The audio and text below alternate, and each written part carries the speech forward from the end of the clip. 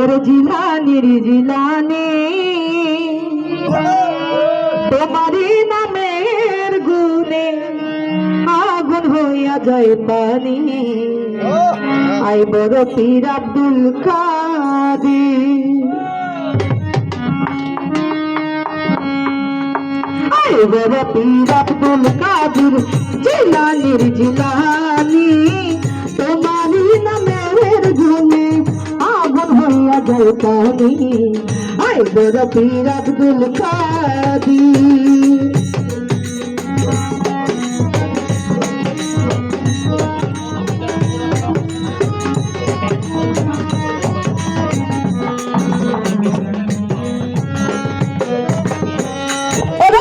জন্ম তোমার জিলানিতে তরিকা হয় কাদরিয়া, আবু সালে মোসা জঙ্গলি তোমারে হলেন পিতা।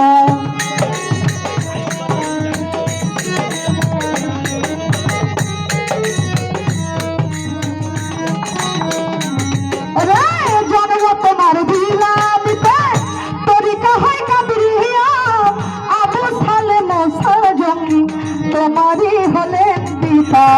উম্মের খায়ের মা ফাতেমা, উম্মের খায়ের মা ফাতেমা আপনারও জননী। দীর্ঘ তোমার নামের গুণে আগুন হইয়া যায় পানি। আই বড় পীর আব্দুল কাদের।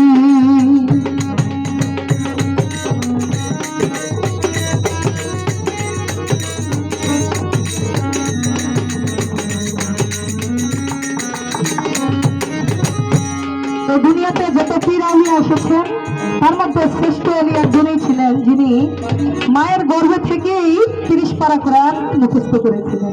সেটা হলো আমাদের বড় পীর সাহেব আব্দুল কাদের জিলানী। উনি যখন মায়ের গর্ভে ছিলেন, তার মা যখন কোরআন তেলাওয়াত করতেন, তিনি গর্ভে থেকে সে তার মায়ের থেকে কোরআন তেলাওয়াত শুনতে শুনতে এই গর্ভের ভিতরেই 30 পারা কোরআন মুখস্থ করেছিলেন। জননী কোরআন পড়ে গর্ভে রাখে সন্তান, 18 শিখারে কোরআন মুখস্থ করিয়া যান।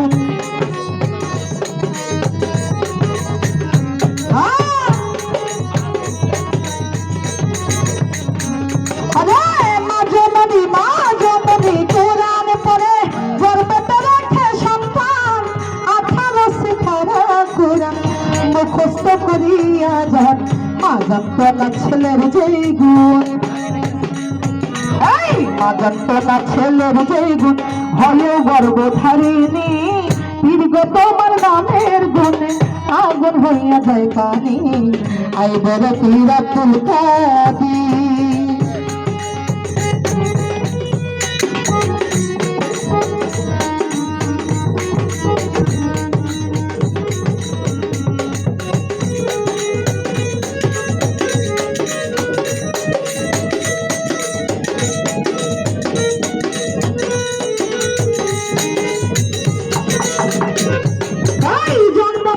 রমজান মাসে ছিল রোজার সময়, দিনের বেলায় খাই নাই দুঃখ তাতে তোমার রোজা হয়।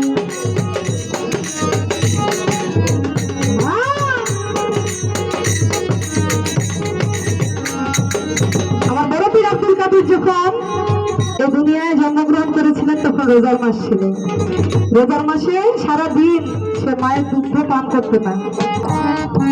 আল্লাহ রাব্বুল পাক আলামিনের নামে রোজা রাখতেন, সারাদিন দুধ খাইতে না, সেজন্য তার আল্লাহ তার রোজাটা কবুল করেছিলেন। সেদিকে লক্ষ্য রেখে বলেছেন, আরে জন্ম তোমার রমজান মাসে ছিল রোজার সময়, দিনের বেলায় খায় নাই দুধ তাতে তোমার রোজা হয়। মায় জানতো না ছেলের যেই গুণ, মায় জানতো না ছেলের যেই গুণ হয়েও গর্ভধারিণী। দীর্ঘ তোমার নামের গুণে আগুন হইয়া যায় পানি।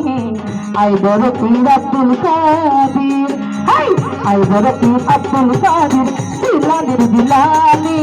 দীর্ঘ তোমার নামের গুণে আগুন হইয়া যায় পানি। আই বড় পীর আব্দুল কাদের জিলানির জিলানি। দীর্ঘ তোমার নাম পানি। আয় বড় পীর আব্দুল কাদের, আয় বড় পীর আব্দুল কাদের, আয় বড় পীর আব্দুল কাদের।